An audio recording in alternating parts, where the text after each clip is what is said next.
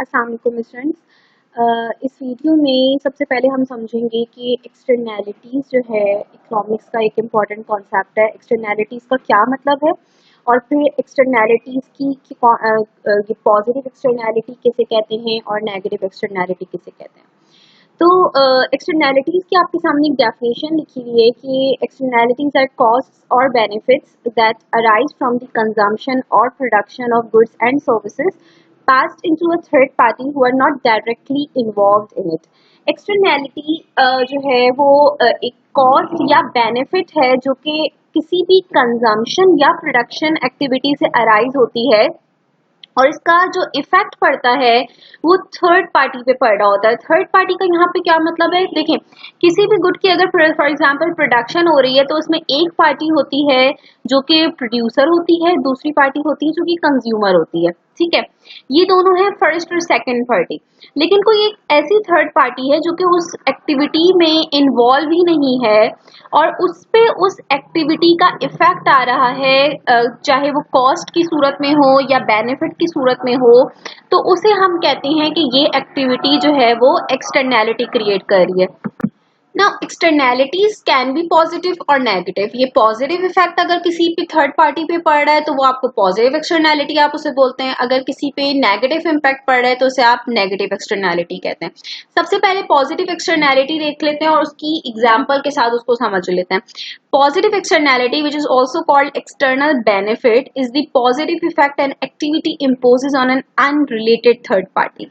अगर कोई एक्टिविटी किसी थर्ड पार्टी पे पॉजिटिव इफेक्ट डाल रही है, मींस एक्सटर्नल बेनिफिट जो है वो क्रिएट हो रहा है किसी एक्टिविटी का और वो थर्ड पार्टी उस बेनिफिट को एंजॉय कर रही है विदाउट पेइंग फॉर इट, तो उसे आप कहेंगे पॉजिटिव एक्सटर्नैलिटी। चलिए एग्जांपल से समझ लेते हैं।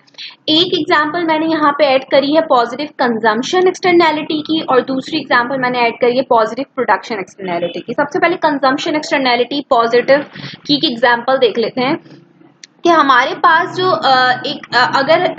एक इंडिविजुअल जो है वो एजुकेशन हासिल करता है तो उसको अपना तो एक प्राइवेट बेनिफिट होगा। यहाँ पे मैं एक चीज और क्लियर कर दूं कि यहाँ पे दो टर्म्स आपको मिलेंगी जब भी आप एक्सटर्नैलिटी का कॉन्सेप्ट पढ़ेंगे, प्राइवेट बेनिफिट और सोशल बेनिफिट। सबसे पहले इनका डिफरेंस समझ लें।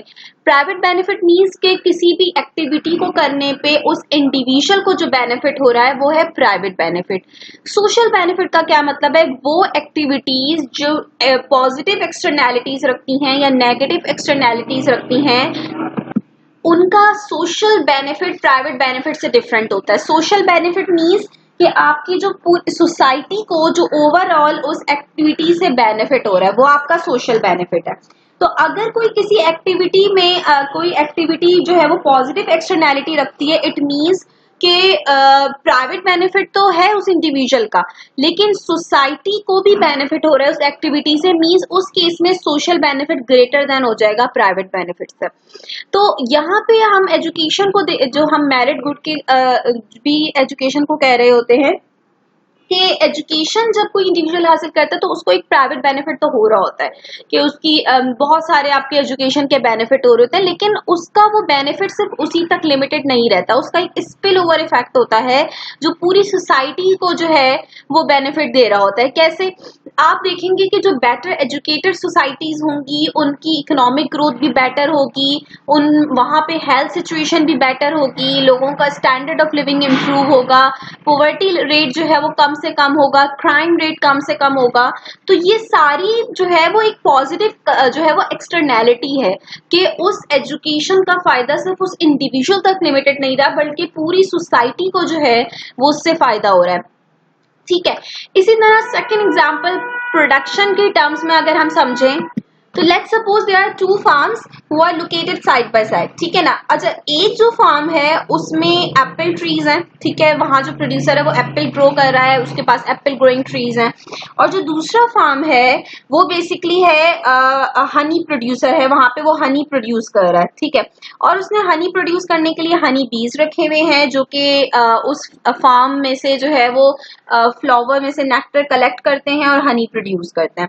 लेकिन अब देखो हो क्या रहा है कि क्योंकि ये दोनों फार्म साइड बाय साइड हैं तो जो हनी बीज हैं वो फ्लाई करके कभी कभी जो है वो एप्पल ट्रीज वाले फार्म में चली जाती हैं, वहां से भी नेक्टर कलेक्ट करके जो है वो हनी प्रोड्यूस कर रही होती हैं। तो अब हो कह रहे हैं कि जो हनी प्रोड्यूसर है he is able to collect large quantity of honey by putting less resources.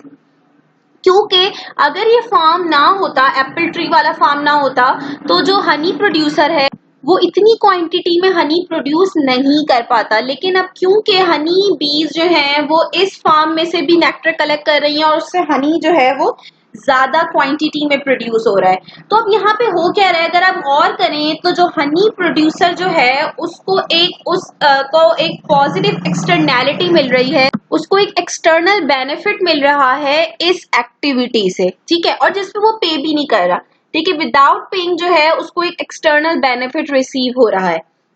ये कहलाती है पॉजिटिव प्रोडक्शन एक्सटर्नैलिटी। मींस किसी एक प्रोडक्शन एक्टिविटी से किसी दूसरी पार्टी को जो है वो फायदा होना, कोई बेनिफिट मिलना, ठीक है। अच्छा, अब इसको जल्दी से ग्राफिकल इसकी रिप्रेजेंटेशन देख लेते हैं कि पॉजिटिव एक्सटर्नैलिटी की कंजम्पशन के केस में जो है उस हमारा डायग्राम कैसे बनेगा और प्रोडक्शन के केस में कैसे बनेगा।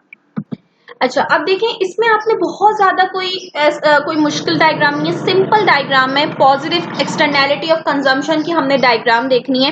देखिए यहाँ पे एक जो हम नॉर्मली बनाते हैं सप्लाई कर्व और डिमांड कर्व, वो बिल्कुल वैसे ही बना हुआ है, लेकिन यहाँ पे आपको कुछ एडिशनल आपको वर्ड्स दिख रहे होंगे। फॉर एग्जाम्पल, आप सप्लाई के साथ लिखा हुआ है कि PMC और SMC। इसका क्या मतलब है? इसका मतलब है private marginal cost is equal to social marginal cost. Means ये कि सप्लाई कर्व आपको बता रहा होता है कि जो प्रोड्यूसर है वो अगर इस क्वांटिटी को प्रोड्यूस करता है इस गुड को, तो उसकी कितनी एडिशनल क्वांटिटी पे कितनी कॉस्ट आ रही है, वो उसकी कहलाती है प्राइवेट कॉस्ट, ठीक है। और अगर उसकी प्राइवेट कॉस्ट जो है सोसाइटी को भी कोई उससे एडिशनल कॉस्ट नहीं आ रही, कोई एक्सटर्नल कॉस्ट नहीं आ रही, तो उसकी प्राइवेट और सोशल कॉस्ट एक दूसरे के इक्वल होगी। लेकिन क्योंकि यहाँ पे कंजम्पशन एक्सटर्नैलिटी की हम एग्जांपल देख रहे हैं, वो भी पॉजिटिव एक्सटर्नैलिटी ऑफ कंजम्पशन, तो इट मीन्स कि ये कोई ऐसी प्रोडक्ट है जिससे एक प्राइवेट बेनिफिट तो कम हो रहा है, मतलब हो तो रहा है, लेकिन सोसाइटी को भी उससे कुछ बेनिफिट हो रहा है। तो जब हम इसमें तो अगर हम इस प्राइवेट बेनिफिट में एक्सटर्नल बेनिफिट भी ऐड कर देंगे जो सोसाइटी को भी हो रहा है, तो हमारा ये कर्व शिफ्ट होके जो है वो अपवर्ड चला जाएगा। और ये आपको बता रहा है सोशल बेनिफिट कि पूरी सोसाइटी को ओवरऑल बेनिफिट इस प्रोडक्ट से कितना हो रहा है। अब आप देखें कि जो वो गुड्स, वो प्रोडक्ट्स जो पॉजिटिव एक्सटर्नैलिटी रखते हैं वो हमेशा अंडर प्रोड्यूस हो रहे होंगे, क्योंकि एक इंडिविजुअल सिर्फ और सिर्फ अपने बेनिफिट को देखते हुए उसको कंज्यूम कर रहा होगा। अब जब उसको वो इम्पोर्टेंस ही नहीं पता कि इसकी ट्रू इम्पोर्टेंस कितनी है, पूरी सोसाइटी को इससे कितना फायदा हो रहा है, तो वो सिर्फ अपने बेनिफिट को देखते हुए जो है वो कंज्यूम कर रहा होगा। तो क्योंकि वो अंडर कंज्यूम करेगा तो फिर जो है वो प्रोडक्ट अंडर प्रोड्यूस रह जाएगी। लेकिन अगर हम पूरी सोसाइटी को जो है नीड को देखते हुए प्रोड्यूस करें, तो ये गुड जो है वो इतना प्रोड्यूस होना चाहिए, ठीक है। इट मीन्स कि ये अंडर प्रोड्यूस हो रहा है। अच्छा, अब नेक्स्ट डायग्राम देख लेते हैं अपनी पॉजिटिव एक्सटर्नैलिटी ऑफ प्रोडक्शन की। अब आप यहाँ देख रहे होंगे कि जो डिफरेंस आ रहा है वो आपके सप्लाई कर्व में आ रहा है, डिमांड कर्व में नहीं आ रहा, क्योंकि हम जो है वो प्रोडक्शन साइड की एक्सटर्नैलिटी देख रहे हैं। अब देखें, ये जो आपकी जो भी प्रोडक्ट है इसकी जो सप्लाई कर्व है वो यहाँ पे सिर्फ जो है वो रिप्रेजेंट कर रहा है प्राइवेट मार्जिनल कॉस्ट को। मीन्स प्रोड्यूसर अपनी कॉस्ट को देखते हुए इस प्रोडक्ट को जो है वो Q1 क्वांटिटी जो है वो प्रोड्यूस कर रहा है। लेकिन ये प्रोडक्ट ऐसी है जो कि एक्सटर्नल बेनिफिट क्रिएट कर रही है। तो हम जब तो वो प्रोडक्ट जो कि एक्सटर्नल बेनिफिट क्रिएट कर रही है, वहां उस केस में जो इसकी सोशल कॉस्ट है वो लेस देन है प्राइवेट मार्जिनल कॉस्ट। तो हमारा जो सोशल मार्जिनल कॉस्ट कर्व है वो ये कर्व है जो कि रिप्रेजेंट कर रहा है कि पूरी सोसाइटी को इससे कितना कॉस्ट आ रही है। और उसके अकॉर्डिंग अगर हम प्रोडक्शन करें तो इस गुड की प्रोडक्शन जो है वो इतनी होनी चाहिए, Q2 क्वांटिटी प्रोड्यूस होनी चाहिए, जबकि सिर्फ Q1 क्वांटिटी प्रोड्यूस हो रही है। तो याद रखिएगा कि वो सारी प्रोडक्ट जो कि पॉजिटिव एक्सटर्नैलिटी रखती हैं, जिनको जो एक्सटर्नल बेनिफिट जो क्रिएट कर रही होती हैं, वो हमेशा अंडर प्रोड्यूस रह जाती हैं अगर आप उन्हें मार्केट फोर्सेस पे छोड़ देंगे। इसी वजह से इस केस में गवर्नमेंट जो है वो ऐसी एक्टिविटीज को इनकरेज करने के लिए, प्रोड्यूसर को ये एहसास रियलाइज करवाने के लिए कि उनकी एक्टिविटीज जो है वो पॉजिटिव इफेक्ट रखती हैं और उससे पूरी सोसाइटी को फायदा हो रहा है, वो सब्सिडीज प्रोवाइड करके इनकरेज करते हैं कि प्रोड्यूसर ऐसी प्रोडक्ट को ज्यादा से ज्यादा प्रोड्यूस करें क्योंकि सोसाइटी को उनकी ज्यादा नीड है। अब हमारा नेक्स्ट कॉन्सेप्ट है नेगेटिव एक्सटर्नैलिटी। पॉजिटिव एक्सटर्नैलिटी को समझने के बाद नेगेटिव एक्सटर्नैलिटी समझना बहुत आसान है।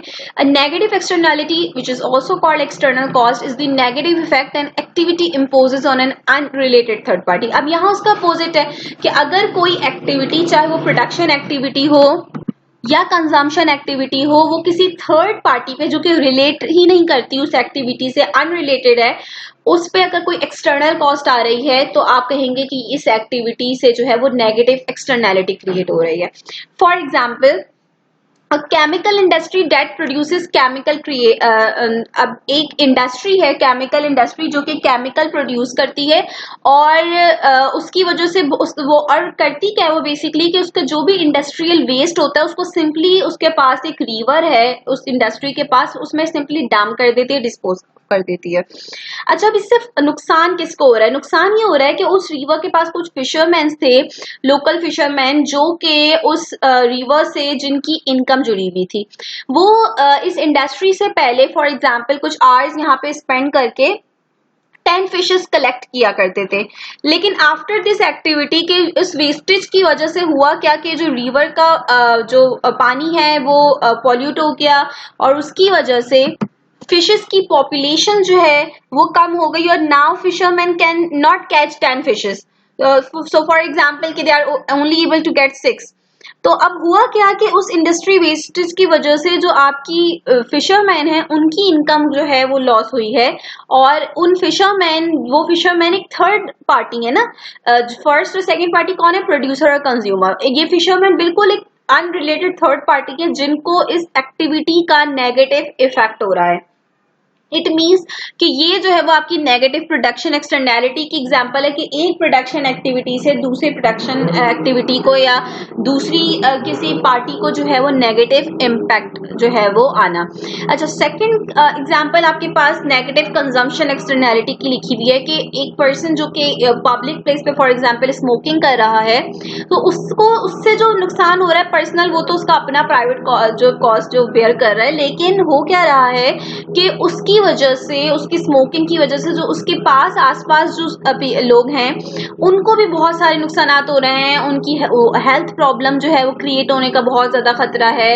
ठीक है, आपकी इन्वायरमेंटल प्रॉब्लम क्रिएट होने का खतरा है, तो बहुत सारे जो है वो उन लोगों को भी जो है वो प्रॉब्लम है। तो बेसिकली ये जो स्मोकिंग वो कर रहा है ये एक ऐसी एक्टिविटी है जिसका थर्ड पार्टी को जो है वो नेगेटिव इफेक्ट आ रहा है, ये एक्सटर्नल कॉस्ट क्रिएट कर रही है।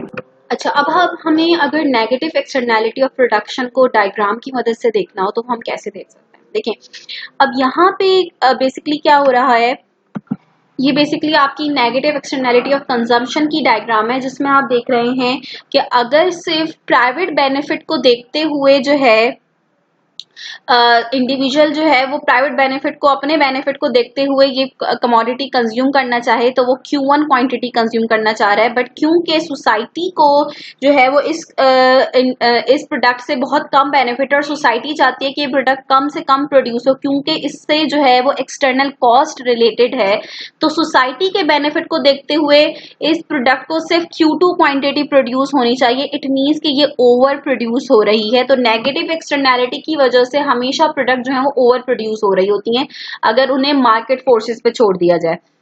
लास्ट हमारी डायग्राम जो है वो बनी हुई है नेगेटिव एक्सटर्नैलिटी ऑफ प्रोडक्शन की, और अब आपको आइडिया हो गया होगा कि इस केस में अगेन क्योंकि प्राइवेट कॉस्ट जो है वो कम है सोशल कॉस्ट के मुकाबले में, एक प्रोड्यूसर सिर्फ अपनी प्राइवेट कॉस्ट को देखते हुए अगर प्रोड्यूस करेगा इस प्रोडक्ट को तो वो Q1 क्वांटिटी प्रोड्यूस करेगा, लेकिन क्योंकि इस एक्टिविटी का एक एक्सटर्नल कॉस्ट भी क्रिएट कर रही है तो एक्सटर्नल कॉस्ट को अगर हम ऐड करेंगे तो आपका ये सप्लाई का बैकवर्ड शिफ्ट होगा। मीन्स अगर हम एक्सटर्नल कॉस्ट को इनकॉर्पोरेट करते हैं इस एक्टिविटी में तो हमें पता चलेगा कि इस एक्टिविटी को जो है, इस एक्टिविटी की वजह से क्योंकि एक्सटर्नल कॉस्ट क्रिएट हो रही है तो ये एक्टिविटी सिर्फ जो है वो इस प्रोडक्ट की Q2 क्वांटिटी प्रोड्यूस होनी चाहिए। मीन्स ये प्रोडक्ट जो है वो ओवर प्रोड्यूस हो रही है। तो पॉजिटिव एक्सटर्नैलिटी के केस में प्रोडक्ट जो है वो अंडर प्रोड्यूस हो रही होती हैं, क्योंकि इंडिविजुअल सिर्फ अपनी प्राइवेट बेनिफिट देख रहे होते हैं, वो सोशल बेनिफिट रियलाइज नहीं कर पाते। और नेगेटिव एक्सटर्नैलिटी की केस में क्योंकि इंडिविजुअल सिर्फ अपना बेनिफिट और अपनी कॉस्ट देख रहे होते हैं, तो प्रोडक्ट जो है वो ओवर प्रोड्यूस हो जाती है। जब हम उसमें एक्सटर्नल कॉस्ट को ऐड करते हैं तो हमें पता चलता है कि इस प्रोडक्ट को जो है वो कम प्रोड्यूस होना चाहिए, क्योंकि सोसाइटी पे इसका एक कॉस्ट आ रही है और सोसाइटी चाहती है कि ये प्रोडक्ट कम से कम प्रोड्यूस हो। तो ये बेसिकली आप कह सकते हैं कि मार्केट फेलियर के भी कुछ केसेस हैं कि मार्केट इन केसेस में मार्केट फेल हो जाती है, क्योंकि मार्केट करेक्ट क्वांटिटी में इन प्रोडक्ट्स को प्रोड्यूस नहीं कर रही होती, और इस वजह से गवर्नमेंट की इंटरफेरेंस जो है वो जरूरी हो जाती है। और नेगेटिव एक्सटर्नैलिटी के केस में गवर्नमेंट जो है वो ऐसी प्रोडक्ट पे टैक्सेस लगा रही होती है ताकि डिस्करेज करे प्रोड्यूसर को, उनकी कॉस्ट को बढ़ाए, और ताकि प्रोड्यूसर कम उस प्रोडक्ट को प्रोड्यूस करें। तो ये हमारा एक कंप्लीट एक ओवरव्यू था एक्सटर्नैलिटीज का। उम्मीद है कि आप लोगों को समझ में आया होगा।